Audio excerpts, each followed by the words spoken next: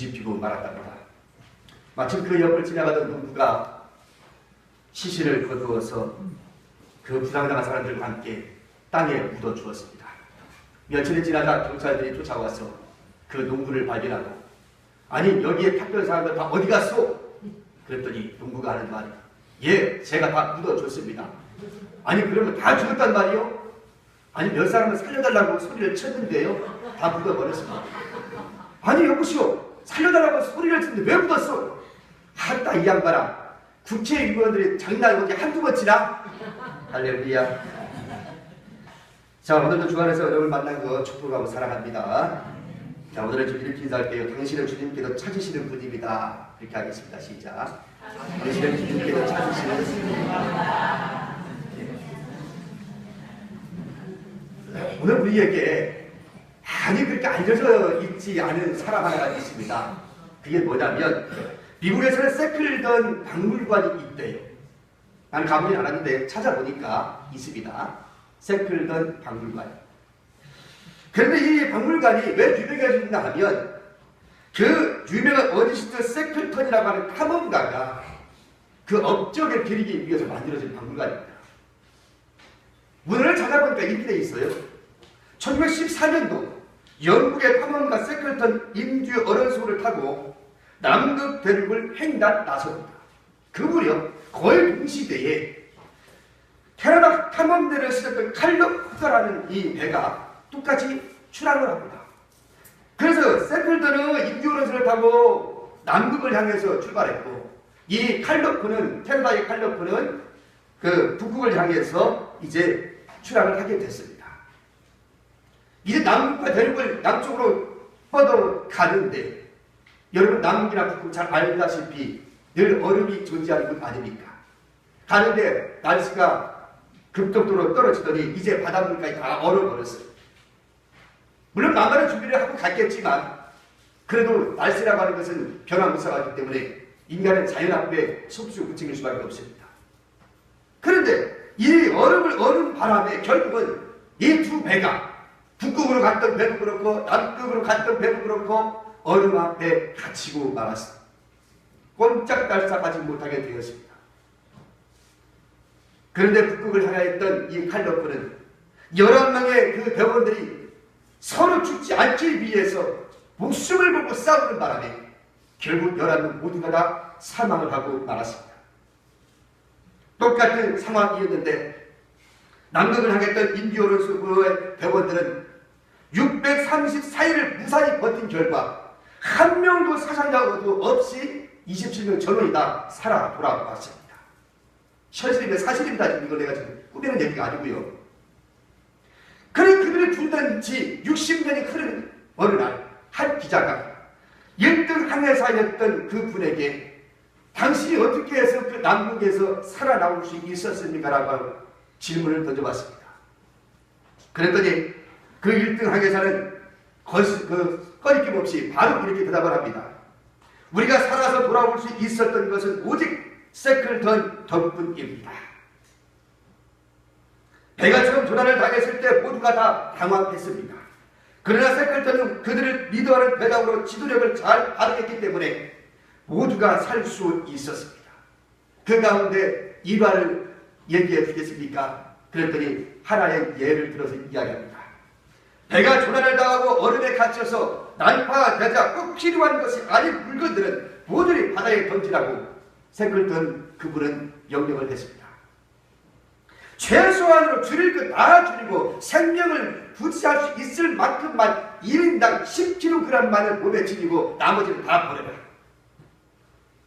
그렇게 명령을 내린 이 세클턴은 자신의 금으로 만들어진 담뱃갑, 금으로 만들어진 이 담뱃갑을 아낌없이 그저 눈 속에 집어 던지고 나갔습니다. 그 모습을 보았던 많은 사람들이 저렇게 귀한 금을 버릴 수 있다니, 그 감독해서 장들이 그 넥세클턴의 이야기에 모두가 순종할 수밖에 없었다라고 이야기합니다. 비록 금은 가치가 있는 것이었지만 사람의 생존하는 데 있어서는 아무런 가치가 없는 것이 금덩어리였습니다. 그래서 그는 634일 동안 그 사람 한 사람의 지도력을 믿고 어떤 때는 콘서트도 열었고 어떤 때는 체스 놀이도 했고 어떤 때는 뭐 여러 가지 댄스도 추면서 634일을 그 펭귄을 잡아먹으면서 살아남을 수 있었습니다. 라고 하는 일화를 얘기합니다. 그래서 지도자 한 사람이 얼마나 중요한 것인가를 오늘의 이 예화를 통해서 발견할 수가 있습니다. 사실 오늘의 이 부분 말씀은 말씀을 준비했던 이 목사에게 굉장히 많은 부담을 주는 말씀이었습니다. 왜냐하면 저 역시 많은 사람들에게 일컬어질 수 있는 지도자 중에 한 사람이기 때문에 그렇습니다.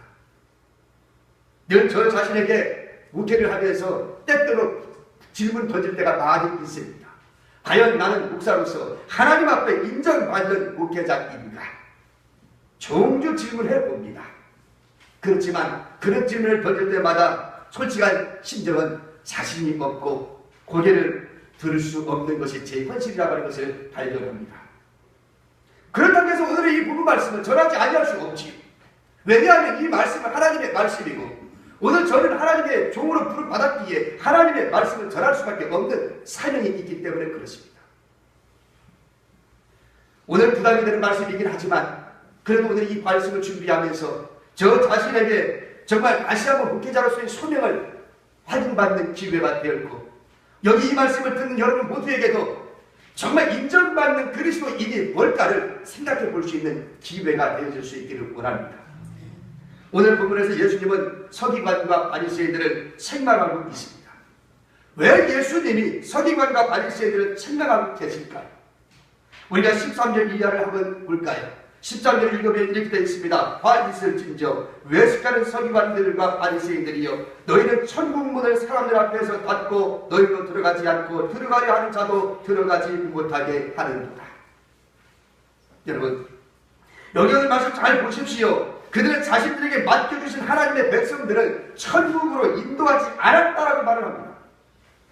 뿐만 아니라 무려 36절까지 우리가 지금 다 읽지는 않았습니다. 일부분만 읽었는데 무려 36절까지 오늘 예수님은 말끝마다 시작할 때마다 사용되는 단어가 있습니다. 그게 뭡니까? 화 있을진저 외식하는 서기관들과 바리새인들이요 라고 하는 말씀입니다.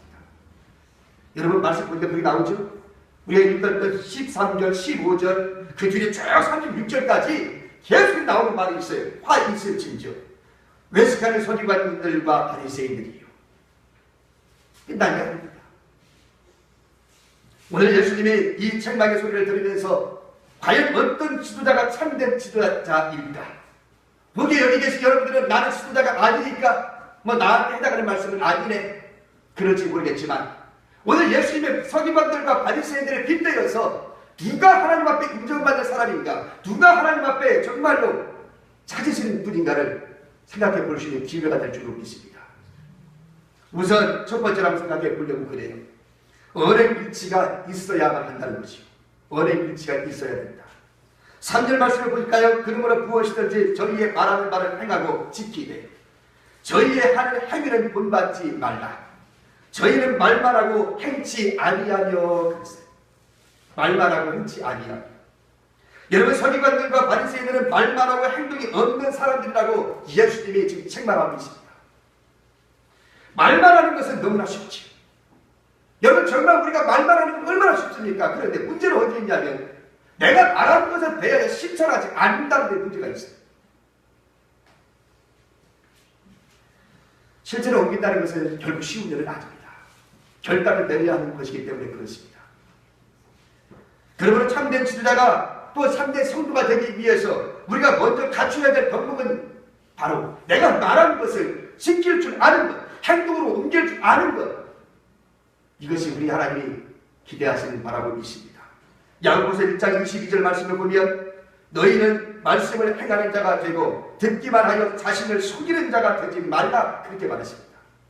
듣기만 하는 것은 자기 자신을 속이는 것이라고 야고보 사도는 그렇게 얘기하고 있어요. 듣기만 하고 행동을 옮기지 않는 것은 자기 자신을 속이는 것이다. 야고보서 2장 26절에도 영혼 없는 곰이 죽은 것 같이 행함이 없는 믿음은 죽은 것이니라 그렇게 말합니다. 우리가 말끝마다 믿음 얘기하고 있는데 행함이 없는 믿음은 죽었다. 그렇게 말하고 있는 거예요. 여러분, 우리가 얼마나 많은 믿음이라는 말을 단어를 쓰고 있습니까? 그런데 행함이 과연 얼마나 우리가 따라 주고 있느냐는 말입니다. 그것은 죽었다고 했어요. 예수님께서도 누가복음 11장 28절에서 이렇게 기록합니다. 예수께서 이르시되 오히려 하나님의 말씀을 듣고 지키는 자가 복이 있느니라. 하나님의 말씀을 듣고 지키는 자가 복이 있느니라. 예수님께서도 그렇게 말씀하셨습니다. 그러니까 오늘 우리 이 시대에 오늘 현대 그리스도인들에게서 제일 문제가 되고 있다는 것이 뭘까 하면 저는 그렇게 읽는 거예요. 한국 교회 역사상 정말 짧은 시간에 이 급성장을 이루었고 수없이 많은 그리스도인들이 있는데 지난번 기윤실에서 한국의 3대 종교를 설문조사를 했습니다. 그런데 우리 개신교가 꼴찌였습니다. 여전히 꼴찌를 좀 달리고 있습니다. 왜 그럴까요? 그 이유가 윤리와 도덕적으로 기독교인들을 신뢰할 수 없다고 하는 것이 기윤실에서 설문조사 결과였습니다. 정말 오늘 그리스도인들이 우리가 생각해 볼 것이 뭐냐면 말과 행동이 일치되지 않는다는 거죠. 어쩌면 여기는 저가 더 큰 문제이고 저가 더 큰 책임감이 있다고 볼 수 있을 것입니다. 기독교인들을 믿을 수가 없다. 왜? 말과 행동이 다르다는 거죠. 실천이 없다는 거예요. 믿음이라는 말은 그렇게 많이 쓰는데 행동하지 않는다는 얘기죠. 오늘 정말 뼈저리게 저 자신을 한번 채찍질하는 시간이 되어지기를 원합니다. 정말 말씀을 듣고 지키는 자가 복이 있느니라. 우리 예수님 그렇게 말했거든요. 공자의 제자 중에 많은 제자들이 있는데 그 중에 증자라고 하는 제자가 있습니다. 이 증자라는 제자의 아내가 어느 날 시장을 좀 다녀보기 위해서 집을 나섰습니다. 그랬더니 그 아들이 엄마 시장 가는데 같이 가겠다고 졸라대는 거예요. 엄마 나도 같이 가겠다. 그 어린 것을 시장에 데리고 가기가 좀 불편해서 그 엄마가 이렇게 이야기했어요. 애야, 시장 얼른 갔다 와서 돼지 한 마리 잡아서 너 고기 맛있는 고기 해줄게. 집에서 기다려. 그렇게 아이에게 이야기해 놓고 난 다음에 엄마가 혼자 시장에 가서 시장을 보고 돌아왔어요. 세상에 집에 돌아와 왔더니 자기 남편의 증자가 돼지를 잡고 있는 거예요. 깜짝 놀랐죠. 아니 여보, 지금 뭐 하는 거야? 아니 당신이 아침에 나갈 때 얘 때 놀라고 시장 갔다 오고 난 다음에 돼지 잡아서 너 맛있는 고기 해주겠다고 얘기하지 않았어? 아이고 이 양반아, 그 농담으로 한 것이지 그걸 진담으로 들었단 말이야? 그때 증자가 그렇게 얘기합니다. 아니요, 어린 자식에게 그렇게 거짓말을 하면 내 아이가 과연 누구를 믿고 살겠느냐? 그렇게 이야기하고 어차피 잡은 고기 돼지 한 마리 잡아서 자기 아들 맛있게 먹였답니다. 이 공자의 제자였던 이 증자는 정말로 자기가 뱉은 말에 대해서는 책임을 지어야 된다고 하는 그런 생각을 가지고 산 사람이었습니다. 말만 하고 행동이 없는 지도자는 남에게 짐만 지우고 자기는 짐을 지지 않는 사람이라고 이어서 사절에 그렇게 이야기합니다. 사절을 보면 또 무거운 짐을 묶어 사람의 어깨에 지우되 자기는 이것을 한 손가락으로도 움직이려 하지 아니하며 그렇게 말하죠. 여러분, 자기는 일하지 않으면서 남에게만 일시키는 사람, 여러분 신뢰할 수 있나요? 자기는 손가락 가락도 하지 않으면서 그저 사람들에게 일만 시키는 사람은 여러분 아마 그 사람 신뢰하지 않을 것입니다. 그 사람 말 듣지도 않을 것입니다. 그래서 다윗은 그렇게 고백을 합니다. 시편 68편 10절 말씀에 보면 날마다 우리 짐을 지시는 주 곧 우리의 구원이신 하나님이라고 말하죠. 다윗은 자기가 믿는 하나님은 어떤 분이셨냐면 날마다 우리 짐을 지시는 분이라고 고백하고 있어요. 또 세례 요한은 예수님을 가리켜서 이렇게 둘러선 사람들에게 이야기했습니다. 보라, 세상 죄를 지고 가는 하나님의 어린 양입니다. 세례 요한도 예수님을 가리켜서 예수님이 신이 우리들의 모든 죄를, 세상의 모든 죄를 짊어지고 가시는 어린 양이라고 표현하고 있습니다. 서기관과 바리새인들은 남에게 짐을 지우고 자기는 손가락 하나 올리지 않는 사람이지만 예수님은 남의 짐을 날마다 그리고 언제나 그리고 어디서나 또 언제든지 짐을 져주시는 분이 예수님이셨다는 겁니다. 그래서 우리 예수님은 만왕의 주가 되시고 어떤 세상의 누구도 그 예수님을 신뢰하고 믿을 수 있는 존재가 될 수 있었던 것이죠.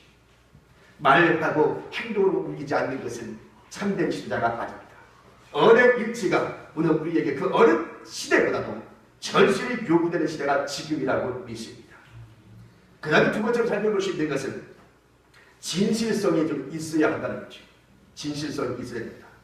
5절 말씀 볼까요? 저희 모든 행위를 사람에게 보이고자 하여 하나님 곧 그 차는 경문을 넓게 하며 우수를 크게 하고. 여러분, 내세우기만을 좋아하고 남에게 공치사 받기를 좋아하는 사람들이 또 많이 있습니다. 얼마나 상정내기를 잘하는지 몰라요. 조금 한 걸 가지고 그걸 막 부풀려가지고 내가 저거를 이렇게 했다 이렇게 했다 이렇게 했다. 여러분, 이스라엘 백성들에게는 쉐마라고 하는 전통적인 그런 의식이 좀 있습니다. 신명기 6장에 나오는 쉐마. 이 네모난 상자, 조그마한 네모난 상자를 그 속에 쉐마라고 하는 그 하나님의 말씀을 깨알같이 써서 그 네모난 성냥갑처럼, 아마 크기가 그 정도 조금 됩니다. 성냥갑, 우리 성냥갑 요즘에 보기 힘들죠? 그 성냥갑처럼 조그맣게 해가지고 이 손목에 차고 이마에도 차고 유대인들은 그렇게 살았어요. 그 속에 뭐가 있냐면 쉐바라고 하는 하나님의 말씀, 율법의 말씀이 거기에 깨알같이 기록되어 있습니다. 그리고 신명기 6장에 보면 그것을 어떻게 하라고 했어요? 좌우 문설주에, 집에 들어가는 현관문 좌우 문설주에 그거를 붙이라고 그게 말하고 있지. 그들은 집에 나가고 들어올 때마다 언제나 그 경문에가 22을 맞추고 그리고 생활을 시작하는 사람들이 유대인들이었습니다. 그리고 그것을 차고 다녔습니다. 특히나 바리새인들과 서기관들은 율법을 연구하는 사람들이고 하나님의 말씀을 더 가까이 지내려고 하는 사람이기 때문에 평민들보다도 더 그것을 강조했던 사람들이었죠. 그리고 오늘 말씀한 것처럼 정말로 그들은 늘 사람들이 모이는 곳에 자주 나타나서 그 사람들에게 존경받기를 원했고 그 사람들에게 대접받기를 원했던 사람들이 서기관과 바리새인들이었습니다. 그런데 그 모습을 보았던 예수님이 지금 이렇게 이야기하는 거예요. 너희는 그 사람들이 말하는 것은 지키되 그 사람들의 행동은 본받지 말라. 그 속에 진실한 경건이 없다면 그 지도자는 보이기만 할 뿐 그 속에 정말 신뢰할 수 있을 만한 존경심이 나올 수 없다라는 얘기죠. 하나님께 보이려고 하는 것이 아니라 사람들에게 보이려고 하는 자세를 예수님은 이렇게 본받지 말라고 말씀하고 있습니다. 마태복음 6장 5절 말씀을 보면 또 너희가 기도할 때에 외식하는 자와 같이 되지 말라. 저희는 사람에게 보이려고 회당과 큰 거리 어귀에 서서 기도하기를 좋아하느니라. 누구한테 하는 말이에요? 바리새인들과 서기관들에게 하는 말이에요. 내가 진실로 너희에게 이르노니 저희는 상을 이미 받았느니라. 큰 시장이나 큰 내거리 사이에서 그들은 사람들에게 보이기 위해서 했다는 거예요. 여러분, 옛날 어느 마을에 부약한 부자가 살고 있었대요. 어찌나 이 사람이 구두쇠였는지 옆집에 굶어 죽어가는 사람이 있어도 못 본 채 했답니다. 자기는 부자인데도 불구하고 말입니다. 그래서 정말 지독한 그런 구두쇠라고 하는 이 이름이 그 마을 전 사람들에게 알려졌습니다. 저 여가 앞에 구두쇠야, 구두쇠. 어떻게 짠지 돈 풀지를 않아. 그런데 아무리 구두쇠라 할지라도 사람의 생명이 영원할 수 있나? 이 구두쇠 연간이 나이가 많아서 가만히 얼마나 생각을 해봤어요. 야, 내가 살 날이 얼마 안 남았구나. 내가 살 날이 얼마 안 남았구나. 나이 생각해보니까. 근데 지금까지 마을 주민들에게 자기가 존경받지를 못했거든요. 지독한 구두쇠로 살았기 때문에 어떤 누구도 자기를 존경하는 사람이 없었어요. 지나가는 사람보다 손가락질만 했지. 지나간 과거를 쭉 돌이켜 생각해보니까 내가 이렇게 살다가 죽으면 나는 하나님 나라에 갈 수 없겠구나. 저 천당에 갈 수 없겠구나.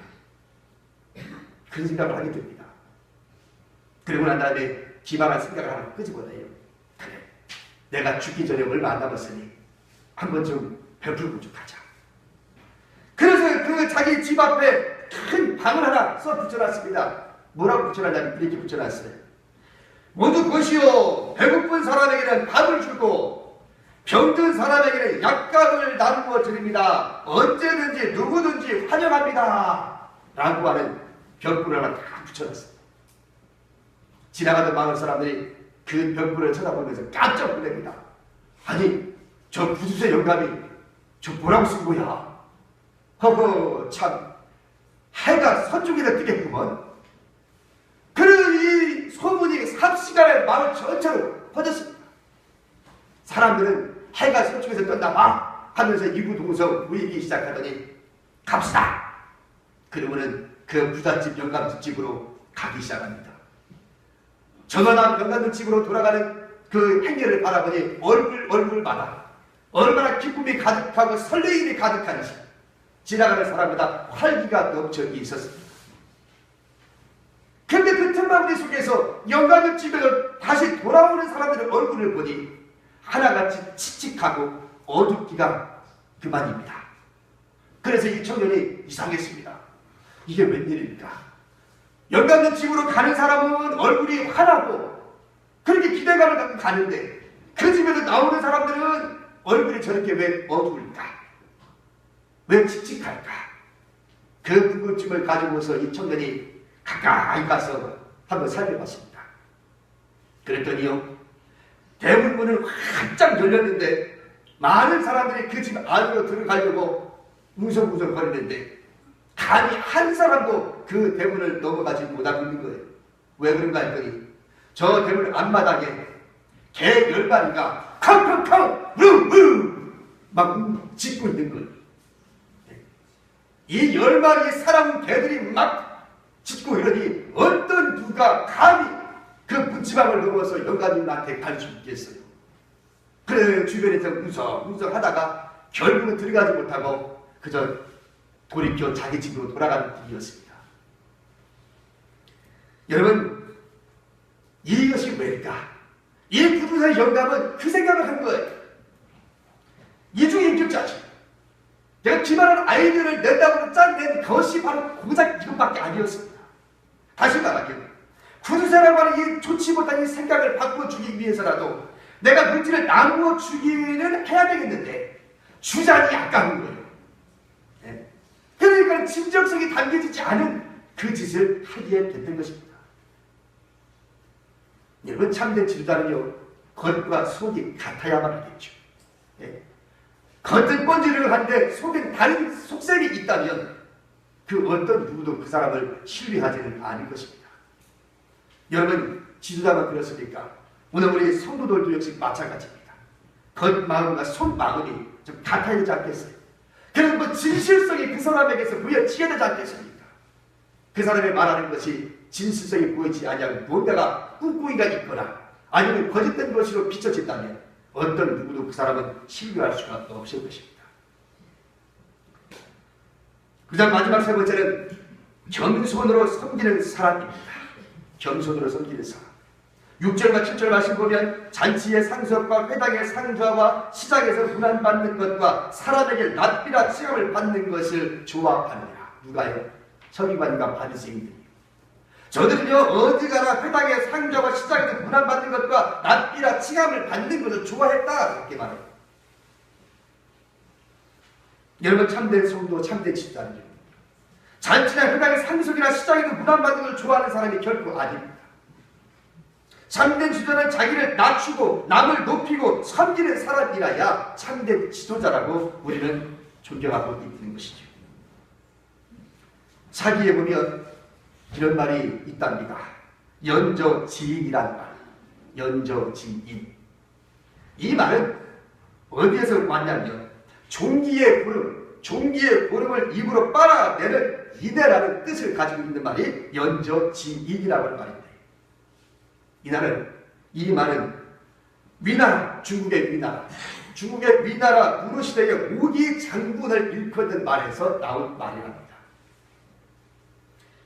오기 장군은 사령관은 신분임에도 불구하고 언제나 병사들과 똑같은 생활을 하는 것으로 유명했답니다. 그래서 그는 의복이나 또한 그 식사도 자기가 사령관이기 때문에 남들보다 더 좋은 음식, 더 좋은 것으로 먹지 않냐고 일반 사병들이 먹는 식사를 같이 먹어. 지나가다가 일반 사병이 무거운 짐을 들고 가다가 그것이 눈에 띄면 같이 쫓아가서 그 사병과 함께 그 짐을 함께 날리기도 했고, 사령관이기 때문에 말을 타고 움직여야만 하는데 이 사령관은 병사들을 다 한 분 안에는 남아고치 말을 타고 움직일 수 있으랴 말을 내려서 일반 병사들과 함께 뛰었다고 합니다.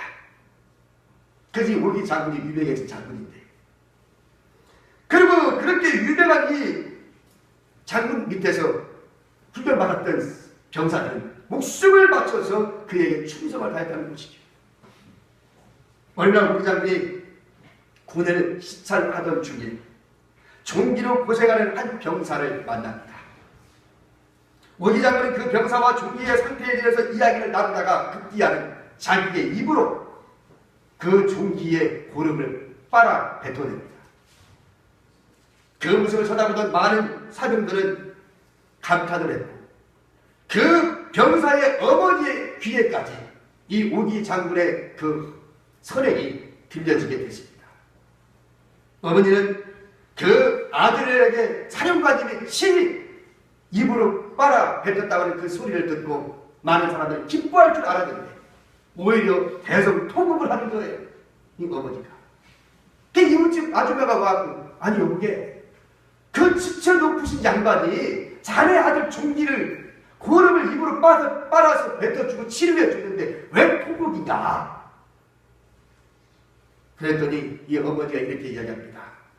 지난번에도 오기 장군이 내 남편의 종기를 빨아주었더니 내 남편이 그 전쟁에서 결국은 살아오지 못했다. 왜? 그 오기 장군을 위해서 죽기를 각오하고 싸웠기 때문에 결국 내 남편은 그곳에서 죽었다. 그런데 내 아들에게도 똑같이 또 우리 그 장군님께서 종기를 빨아냈다니, 그럼 틀림없이 지 애기 따라서 내 아들도 저 장군을 위하여 목숨 바쳐 싸운 걸세. 그러니 내가 어찌 기뻐할 수 있겠느냐. 그랬답니다. 여러분, 이런 오기 장군이었기 때문에 당시 우리나라의 최고의 장수가 됐던 사람이 바로 오기 장군이었습니다. 11절 12절 말씀을 보면 너희 중에 큰 자는 너희를 섬기는 자가 되어야 하리라. 누구든지 자기를 높이는 자는 낮아지고 누구든지 자기를 낮추는 자는 높아지리라는 말씀이 나옵니다.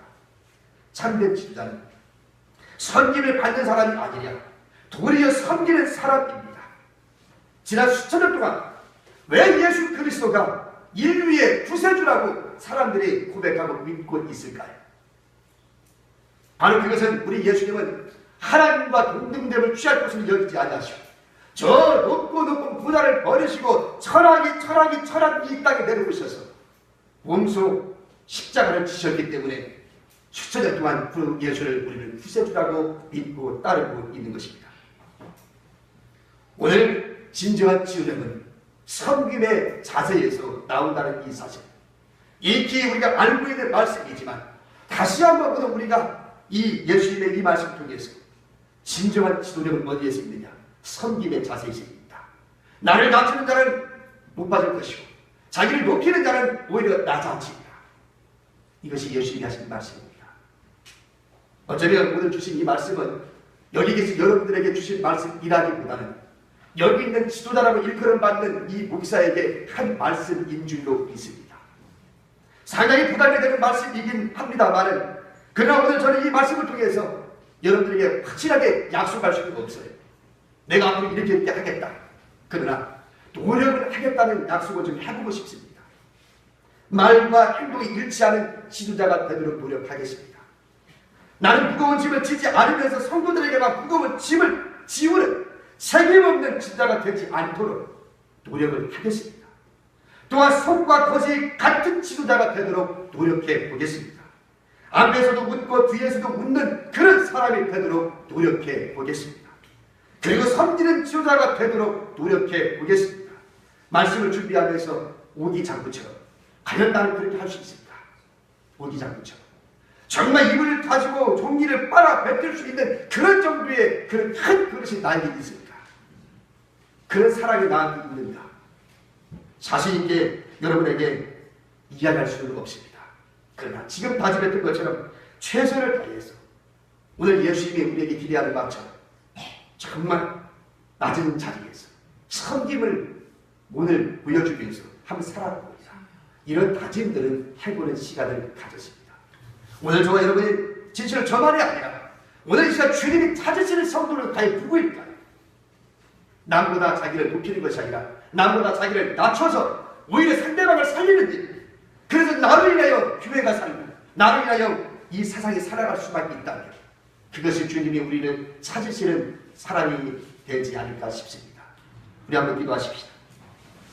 이 시간 말씀 생각해보면서 정말 여러분 마음에 결단이 있다면 지금까지 나는 높임받으려고만 했고 대접받으려고만 했던 것을 하나님 용서해 주시고 이제부터는 예수님처럼 섬기고 낮아질 수 있는 자가 되게 해달라고 언행이 일치되게 해달라고 기도하실 수 있기를 원합니다. 우리 시간 다시 한번 결단하는 시간으로 통솔하고 몇 분간 기도하겠습니다. 고마우시다.